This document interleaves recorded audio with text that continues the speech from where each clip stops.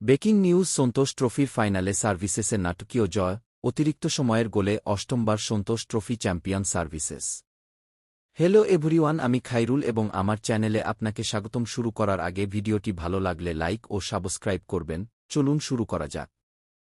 সন্তোষ trophy 2025-26-এর ফাইনালে অতিরিক্ত সময়ের নাটকীয় লড়াইয়ে কেরালাকে 1-0 গোলে হারিয়ে অষ্টমবারের মতো চ্যাম্পিয়ন হল সার্ভিসেস। ম্যাচের নায়ক হন পাওয়ার, যিনি দ্বিতীয় অতিরিক্ত সময়ে দুর্দান্ত সাইড ভলিতে বল জালে জড়িয়ে দলের জন্য শিরোপা নিশ্চিত করেন। এটি ছিল টুর্নামেন্টে তার সপ্তম গোল। ফাইনালে ওঠার পথে কেরালা সেমিফাইনালে পাঞ্জাবকে 4-0 গোলে হারিয়ে দারুণ আত্মবিশ্বাস নিয়ে মাঠে নামে। ম্যাচের শুরু থেকেই তারা আক্রমণাত্মক ফুটবল খেলতে থাকে। 27 মিনিটে অর্জুন ভীর বাপায়ের শক্তিশালী শট গোলপোস্টে লেগে ফিরে আসে, যা সার্ভিসেসকে বড় বিপদের মুখে ফেলেছিল। তবে ভাগ্য ও দুর্দান্ত রক্ষণভাগ কেরালার প্রথমার্ধের আক্রমণ সামলে দেয়। গ্রুপ পর্বে দ্বিতীয় সেরা রক্ষণভাগের দল হিসেবে পরিচিত সার্ভিসেস নকআউট পর্বেও কোনো গোল না খেয়ে ফাইনালে পৌঁছেছিল।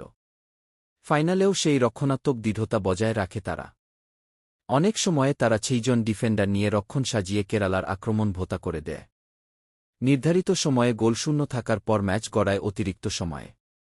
যখন মনে হচ্ছিল কেরালা ম্যাচের নিয়ন্ত্রণে রয়েছে, তখনই আসে মোড় ঘোরানো মুহূর্ত। দ্বিতীয় অতিরিক্ত সময়ে সার্ভিসেস একটি দ্রুত কাউন্টার অ্যাটাক করে।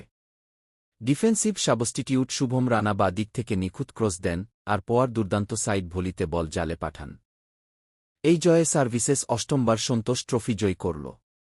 অন্যদিকে 7 বারের চ্যাম্পিয়ন কেরালা টানা দ্বিতীয়বার ফাইনালে হেরে গেল।